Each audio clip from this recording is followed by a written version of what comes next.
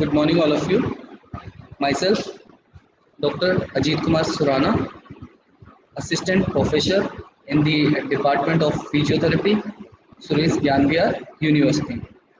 Today, we are discussing about a topic. First of all, the learning objectives of the. These are the learning objectives. First, we recognize the clinical presentation and describe the acute management of the subarachnoid hemorrhage. We recognize the subarachnoid hemorrhage and its clinical presentation, any clinical features in presentation, and we describe the acute management of the subarachnoid hemorrhage. Second, we recognize the clinical presentation and describe the acute management of the meningitis or encephalitis. Now, second one, any condition of the meningitis, encephalitis, we recognize its clinical features or its acute management for the meningitis or for the encephalitis. Now, third one is that we recognize the clinical presentation and describe the acute management of the temporal arthritis. Any problem related to the temporal arthritis we recognize and its clinical features of the temporal arthritis. Now next is that we describe the pathophysiology, its clinical presentation or clinical features, any differential diagnosis, any diagnostic consultation, and the basic management of the headache. Next is that we describe the pathophysiology, any clinical features of the presentation, is differential diagnostic consideration, and the basic management of the central nervous system infections. Now we describe the pathophysiology, clinical presentation, differential diagnostic, and the concentration and the basic management of the brain tumors. Now we differentiate among the clinical symptoms associated with headache and the method of evaluation for further work of the diagnostic. Now we recognize acute hemorrhage and ischemic stroke on the CT of the brain. So these are the learning objectives for the any type of diseases of the clinical neurology, like recognize the clinical presentation and describe the acute management of the subarachnoid type of hemorrhage, recognize the clinical presentation or clinical features and describe the acute management of meningitis or encephalitis like conditions, recognize the clinical presentation and describe the acute management of temporal arthritis conditions. And now we describe the pathophysiology of the disease, its clinical presentation or clinical features, differential diagnostic consideration, and the basic management of the headache-like of conditions. Now we describe the pathophysiology, its clinical presentation or clinical features, its differential or diagnosis, how can we diagnose the disease, and its basic management of the central nervous system infection. Describe the pathophysiology, clinical presentation, and differential diagnostic consideration, and the basic management of the brain tumor-like conditions. Now we differentiate among the clinical syndrome associated with headache and the method of the evaluation for further work of the diagnosis. And now we recognize acute hemorrhage and the ischemic stroke on the CT of the brain. These are the learning objectives of the clinical neurology.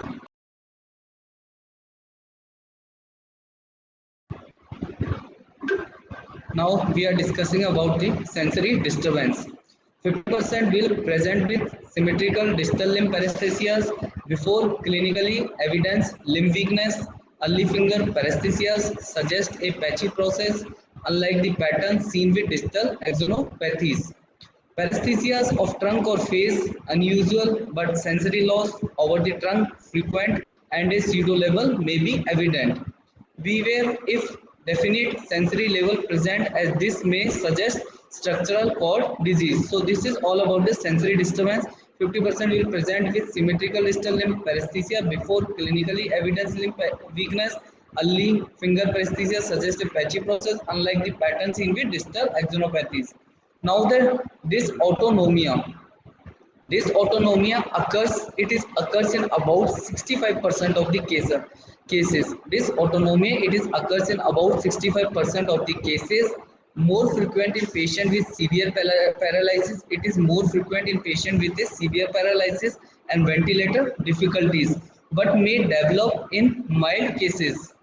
It is more frequent in patients with severe paralysis and ventilator difficulties, but may develop in mild cases. This is the most common. The most common manifestations include cardiac dysfunction such as sinus tachycardia, sinus bradycardia, sinus arrest, and other supraventricular arrhythmias. paroxysmal hypertension and hypotension, especially postural. ICU monitoring necessary because of possible cardiac complications. Other features like urinary one-fourth of the cases in ADH, alter sweating, mild orthostatic hypotension. So this is all about the dysautonomia. Dysautonomia occurs in about the 65% of the cases. It is more frequent in patients with severe paralysis. It is more frequent in patients with a severe paralysis and ventilator difficulties, but may develop in mild cases. It is may develop in the mild cases.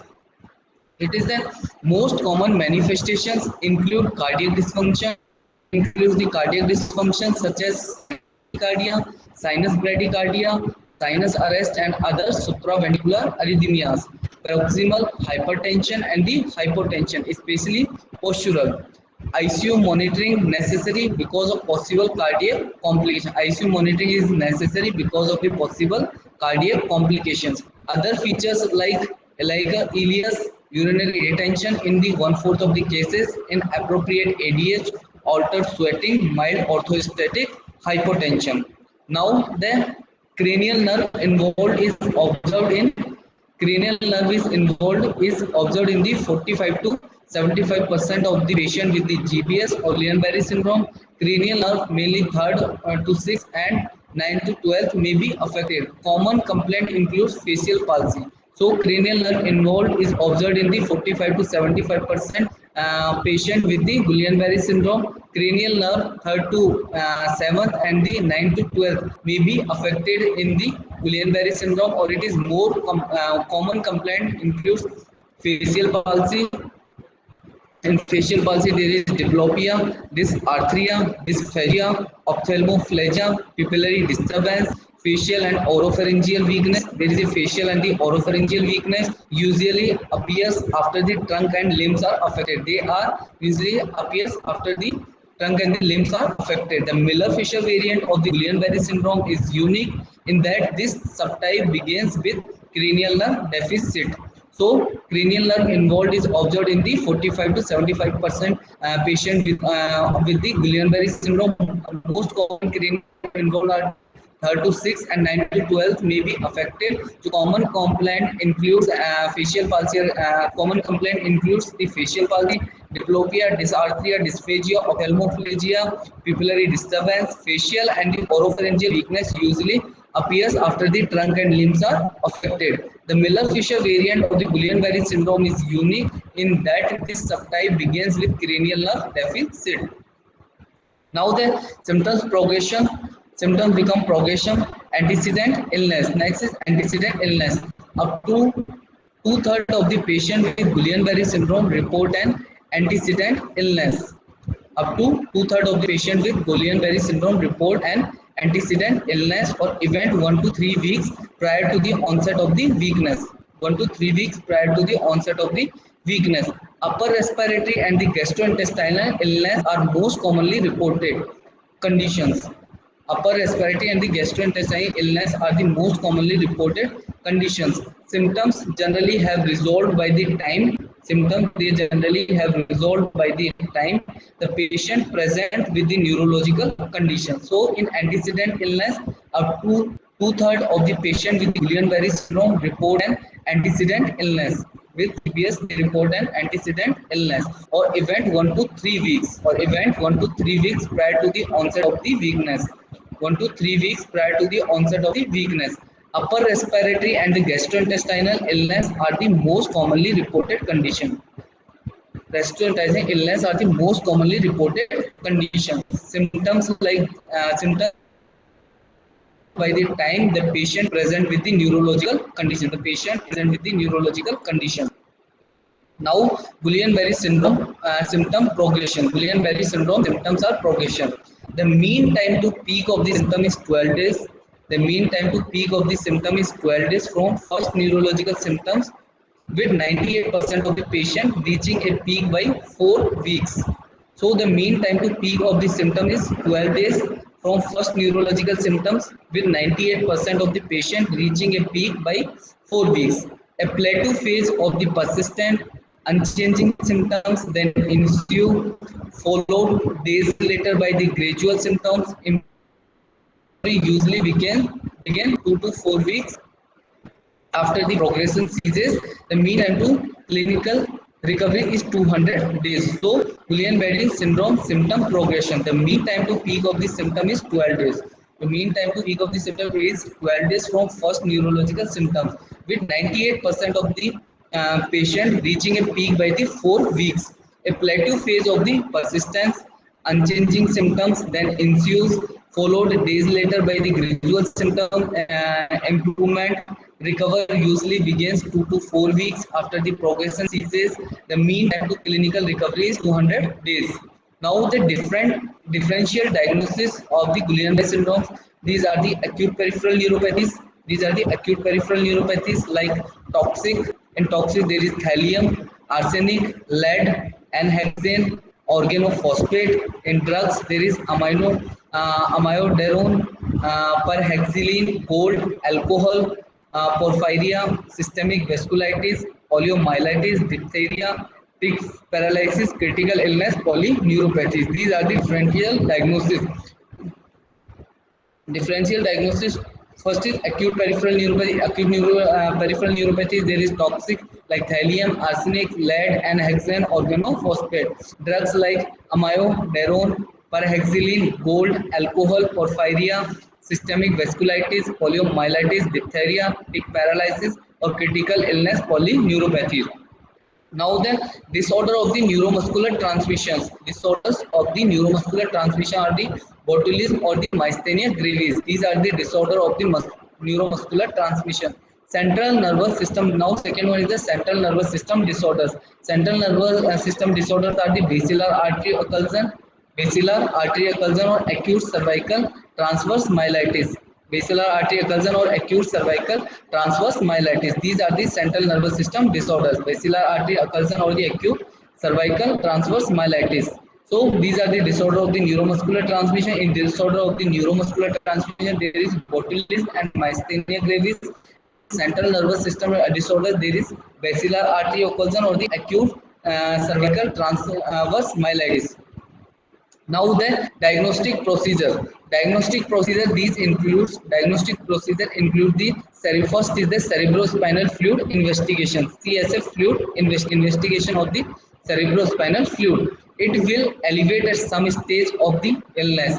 Cerebrospinal fluid will elevate it at some stage of the illness but remains normal during the first 10 days. But it remains normal during the first 10 days. There may be lymphocytosis greater than the 50 lakh cells per liter. So second one is the electrophysiological studies.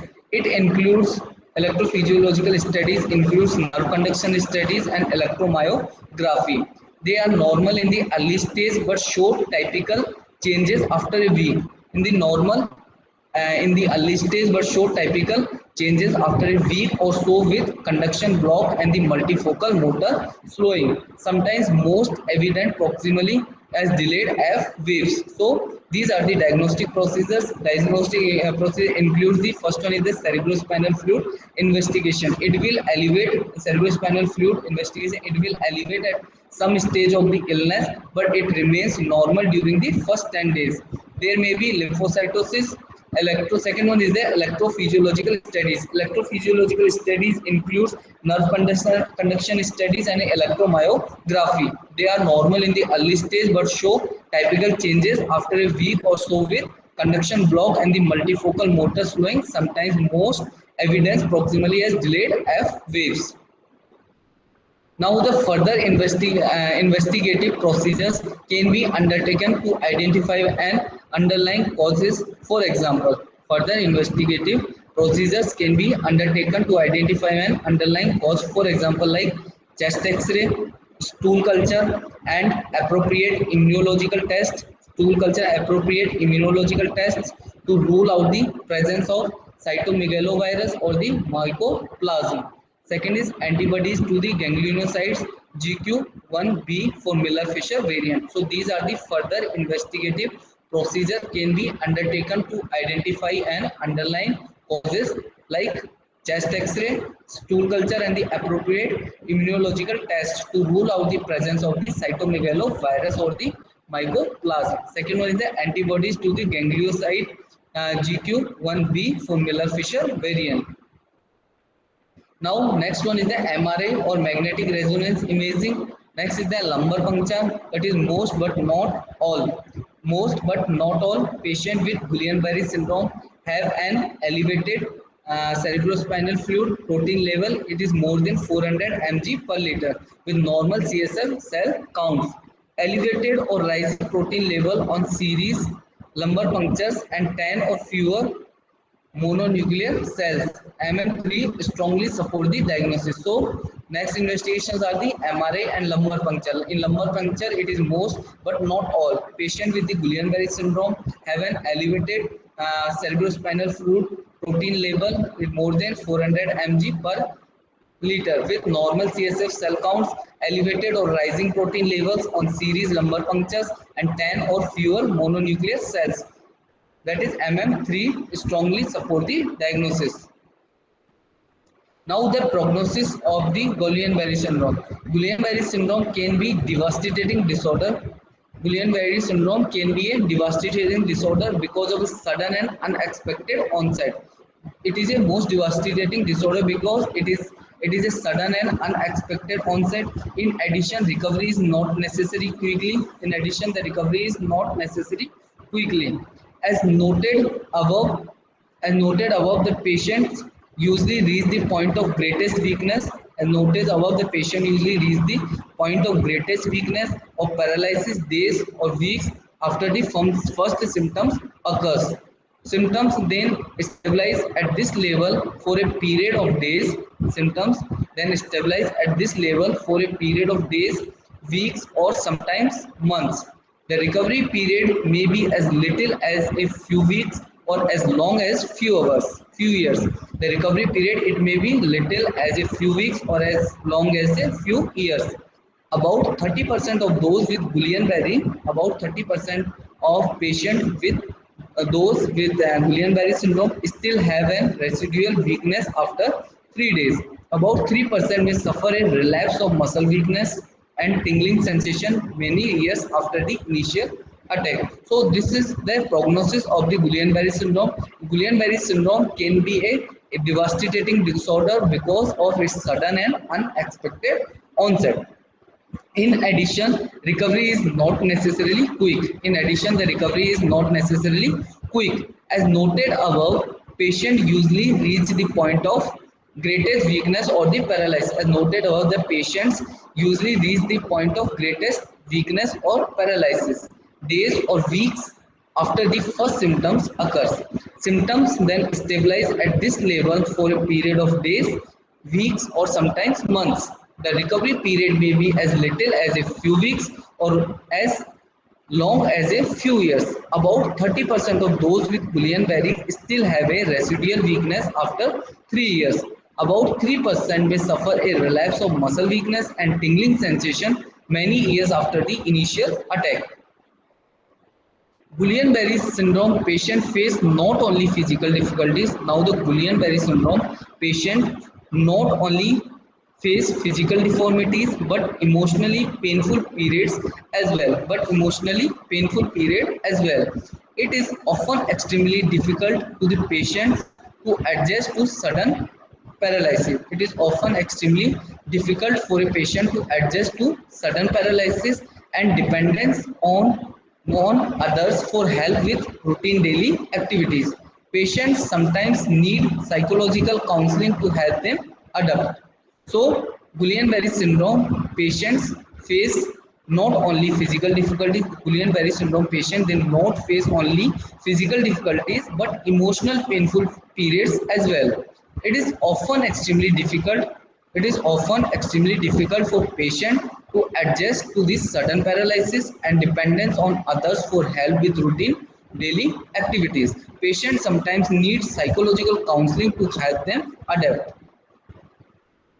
Now, category clinical in predictors age more than 40 or 50 years, reduce vital capacity, need for mechanical ventilation, preceding diarrhea, low MRC sum score at admission, low MRC sum score at day 7 post admission, short interval between weakness onset and the admission, facial and or bulbar weakness. Electrophysiological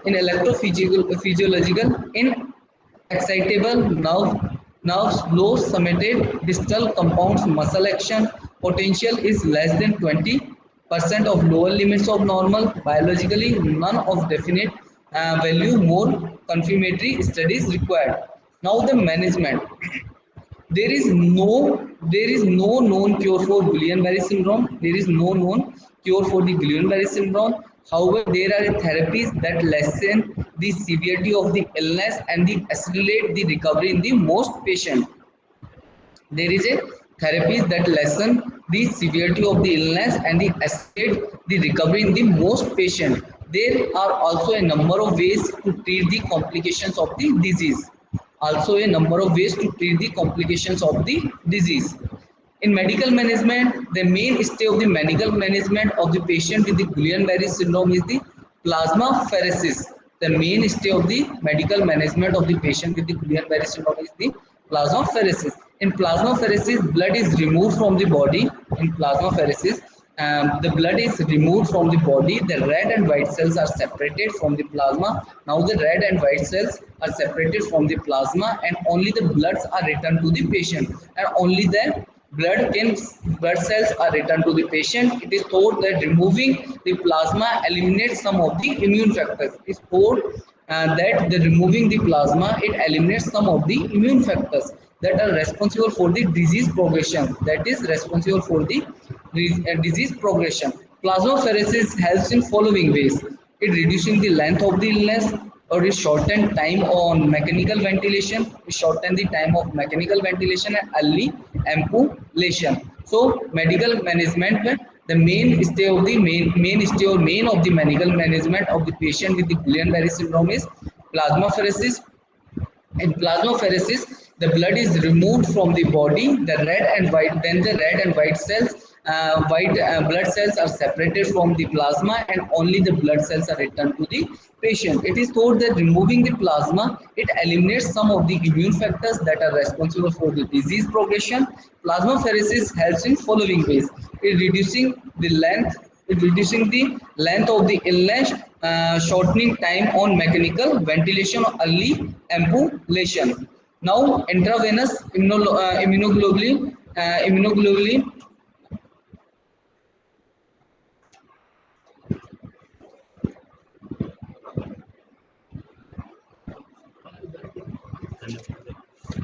Intravenous immunoglobulins like IVIG immunoglobulins are given intravenously, which shows a positive impact on the speed of the recovery. Immunoglobulins, they are given intravenously, which shows a positive impact on the speed of recovery, but it has been shown to be less effective than the plasmapheresis. Second one is the intravenous immunoglobulins.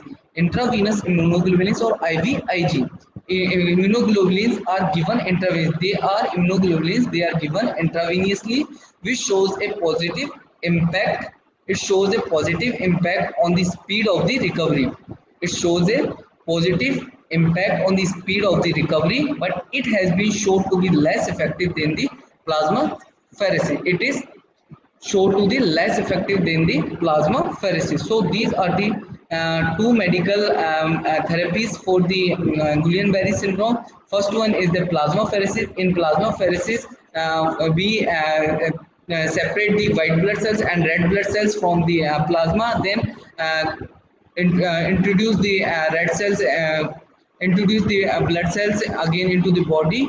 And second one is the intravenous immunoglobulins. Intravenous immunoglobulin IVIG. In intravenous immunoglobulin, they are given intravenously, which show a positive impact on the speed of the recovery, but it has been shown to be less effective than the plasmapheresis. Further medical management can be done according to symptoms and the complication. Now the further medical management, it can be done according to the symptoms and the complications, like supportive care. In supportive there is ICU monitoring.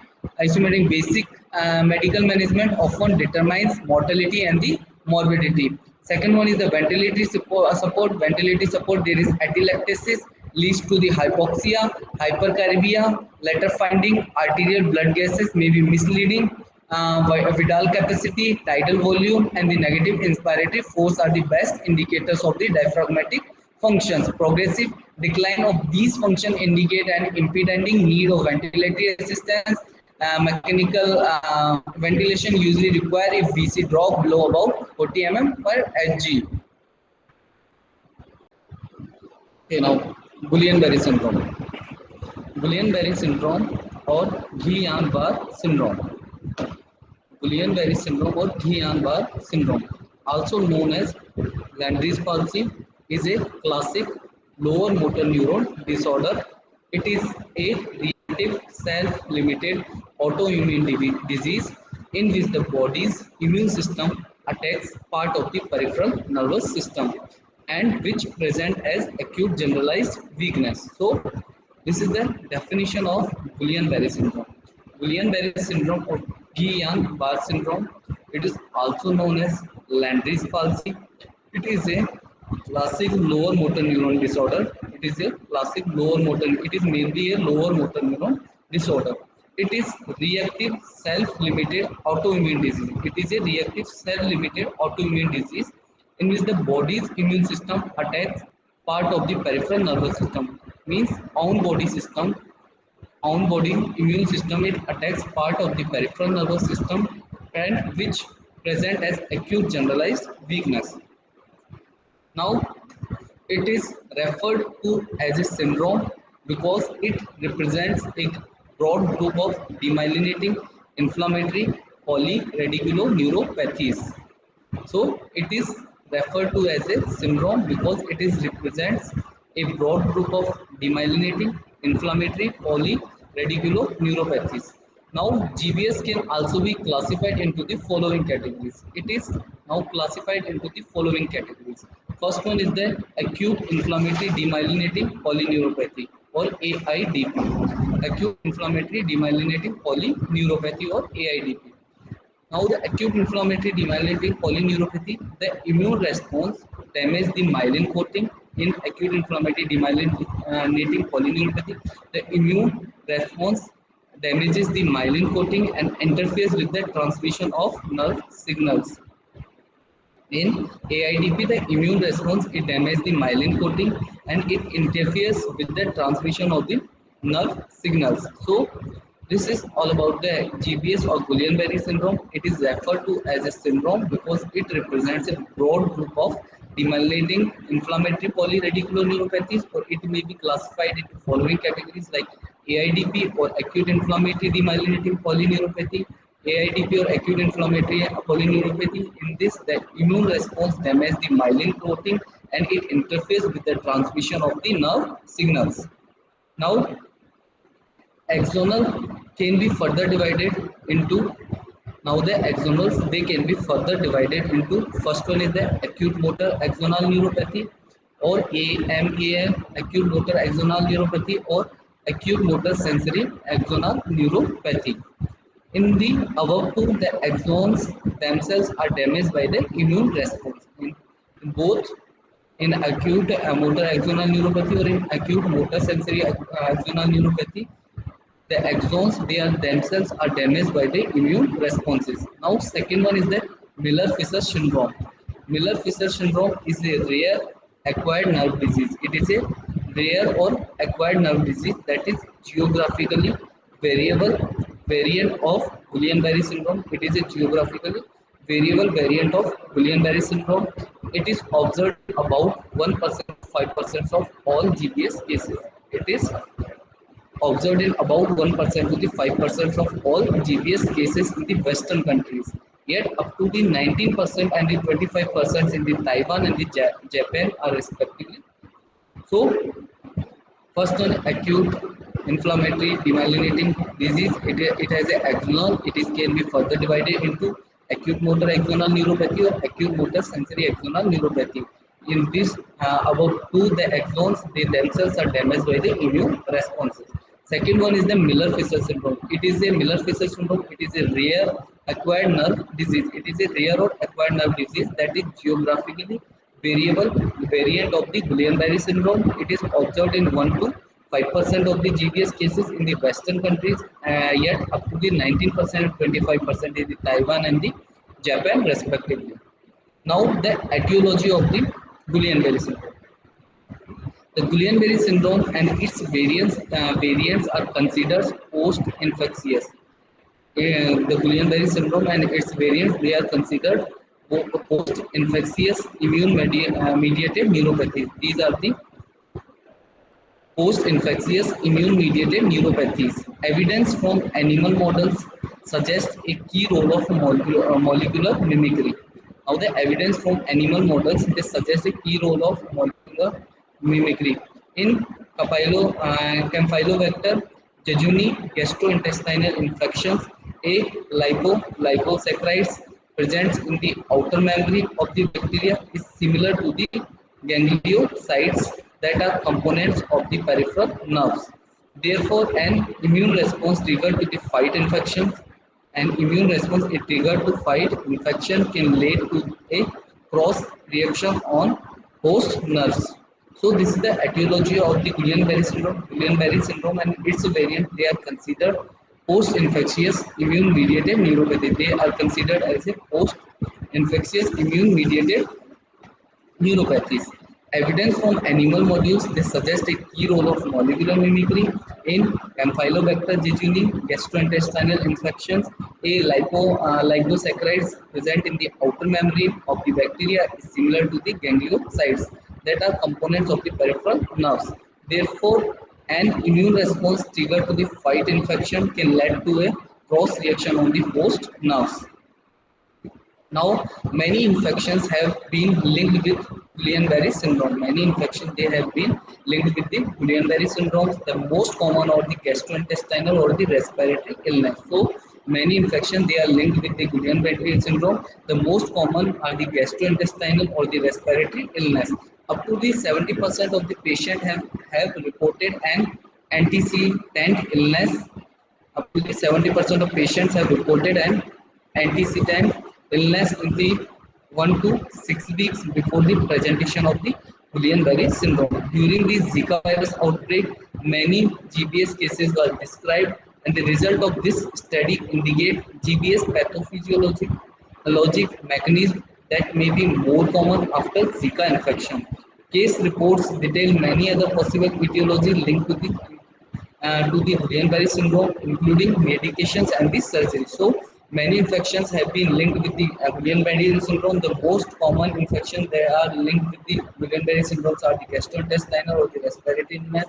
Up to the 70% of patients have reported an antecedent illness in the 1 to 6 weeks before the presentation of the Guillain-Barré syndrome. During the Zika virus outbreaks, many GBS cases were described after the Zika virus outbreaks, and the results of this study indicates Guillain-Barré syndrome pathophysiologic mechanism that may be more common after the Zika infection. It is more common just after the Zika infection. Case reports detail many other possible etiologies linked to the Guillain-Barré syndromes, including medications and the surgeries.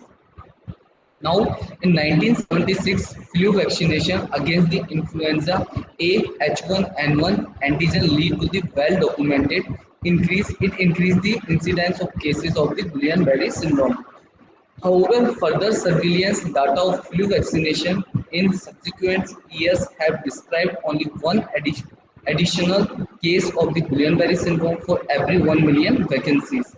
Subsequent studies estimate that developing GBS after a flu infection is up to the 7 times more likely than the developing GBS after a vaccination. So, in 1976, flu vaccination against the influenza A H1N1 antigen lead to a well-documented increased incidence of the case of the Guillain-Barré syndrome. However, further surveillance data of the flu vaccination in subsequent years have described only one additional case of the Guillain-Barré syndrome for every 1 million vacancies.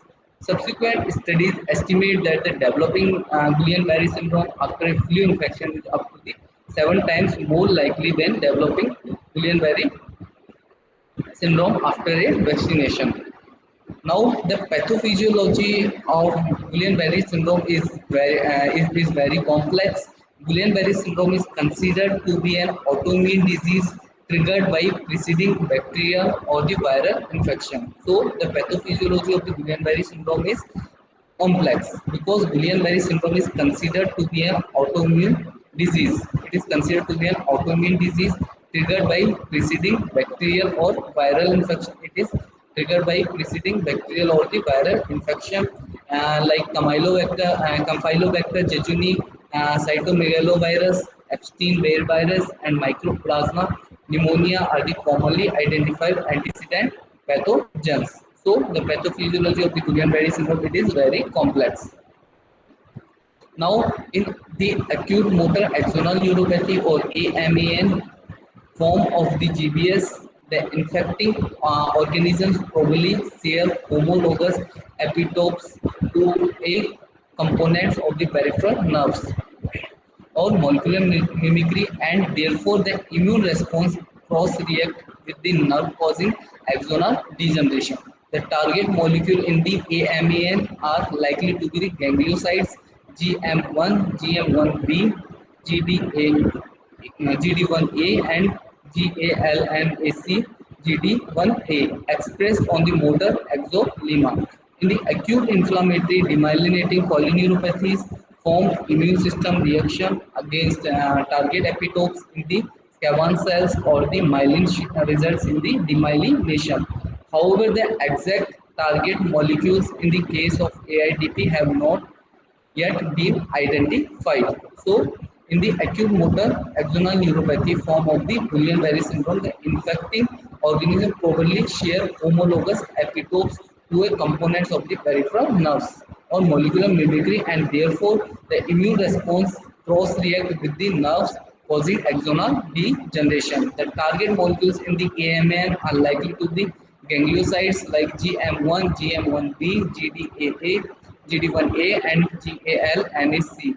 GD1A expressed on the motor axonema. In the acute inflammatory demyelinating polyneuropathy form immune system reaction against target epitopes in Schwann cells or myelin results in the demyelination. However, the exact target molecules in the case of AITP have not yet been identified. The body's immune system begins to attack the body itself. The immune response causes a cross reaction with the neural tissue. When myelin sheath is destroyed, when the myelin sheath is destroyed, destruction is accompanied by inflammation. These acute inflammatory lesions are present within several days of the onset of the symptoms.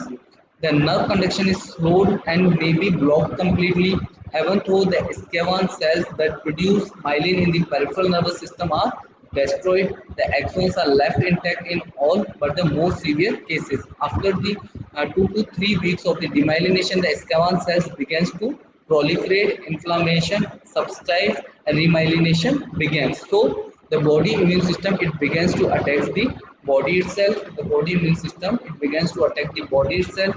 The immune responses cause a cross reaction with the neural tissue. When myelin is destroyed, destruction is accompanied by the inflammation.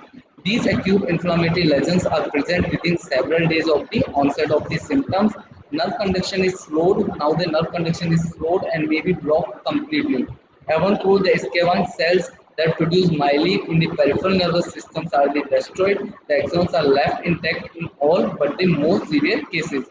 After 2 to 3 weeks of the demyelination, the Schwann cells begins to proliferate, inflammation subsides, and the demyelination begins.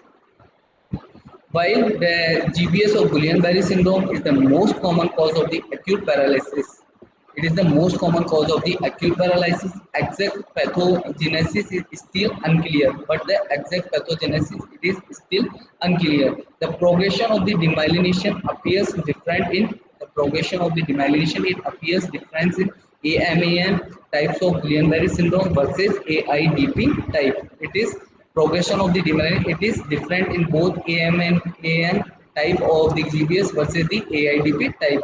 Nadir is the point of greatest severity and patient with AMN type such reach it earlier. NADL is the point of the greatest severity and the patient with AMN type reaches its earlier. Now the epidemiology. Epidemiology, first one is the incidence. The annual incidence of the Guillain-Barré syndrome in the USA is 1.2 to 3 per 1 lakh inhabitants. Annual incidence of the GBS in the USA is 1.2 to 3 per 1 lakh inhabitants. GBS have been reported throughout the world. GBS it has been reported throughout the world. Most studies shows annual incidence. Most studies show the annual incidence figures similar to those in the United States. Now the age, the annual mean rate of hospitalization in the United States related to the Guillain-Barré syndrome increases with the age, being 1.5 cases per 1 lakh population in the children under 15 years of the age and peaking at 8.6 cases per 1 lakh population in 70 to 79 years old. Gender, Guillain-Barré syndrome has a male to the female ratio is 1.5 to the 1.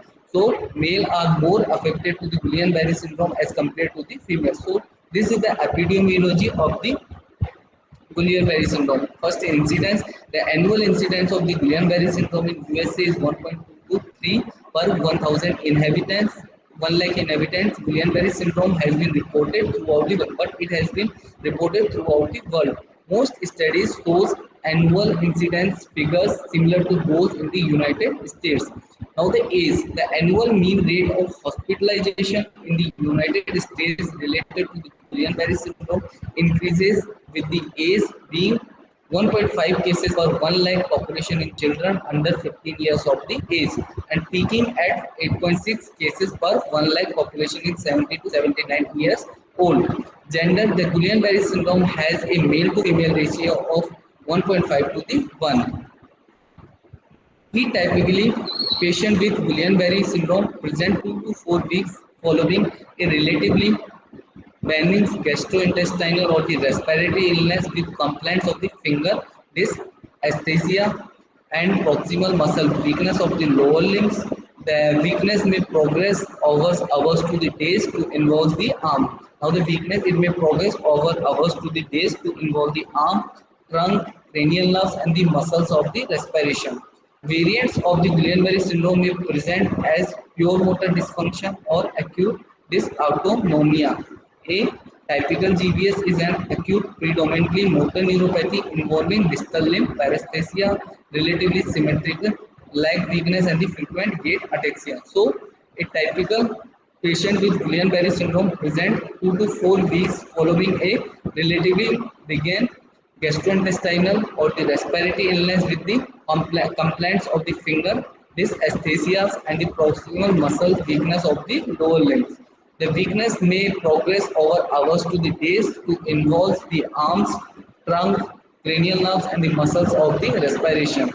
Variants of the Guillain-Barré syndrome may present as pure motor dysfunction. Now the variants of the Guillain-Barré syndrome may present as pure motor dysfunction or acute dysautonomia.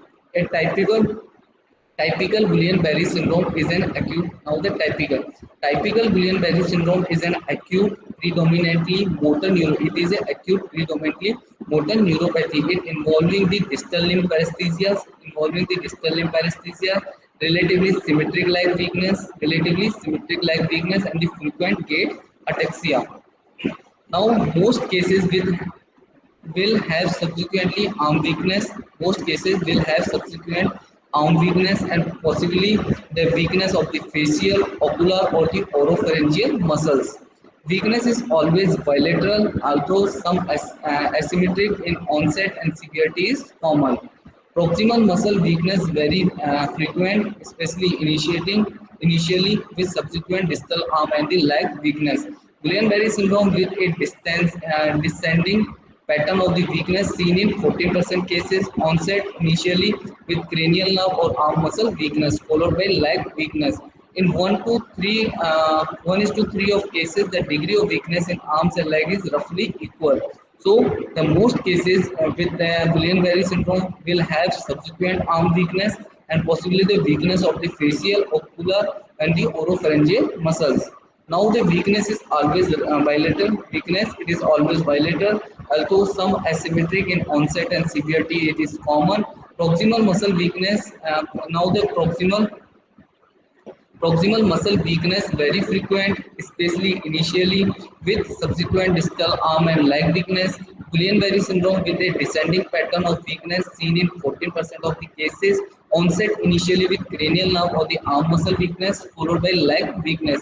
In 1 is to 3 of the cases, the degree of weakness in the arms and leg is roughly equal. Now, reduced or absent reflexes characterize Guillain-Barré syndrome. Reduced or absent reflexes, they characterize the Guillain-Barré syndrome. Early loss of reflexes may be due to the dysynchronization. Now, the early loss of the reflexes, it may be due to the dysynchronization of the afferent impulses in reflex arc due to the non-uniform demyelination. About 70% of the patients present with loss of reflexes, less than 5% retained all reflexes during the illness. About 70% of the patients present with loss of reflexes, less than 5% retain all reflexes during the illness. The presence of intact reflexes should suggest an alternative diagnosis other than the Guillain-Barré syndrome. So, reduce or the absent reflex characteristics GBS. There is an early loss of reflexes may be due to the this synchronization. Early loss of the reflexes, it may be due to the desynchronization of the afferent impulse in the reflex arc due to the non-uniform demyelination. About 70% of the patient present with loss of reflexes. About 70% of the patient present with loss of reflexes, less than 5% retained all reflexes during the illness. The presence of intact reflexes should suggest an alternative diagnosis other than the GBS.